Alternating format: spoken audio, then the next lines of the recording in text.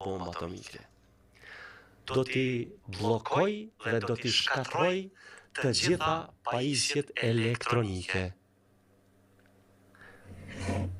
Secila pajisje elektronike nga telefoni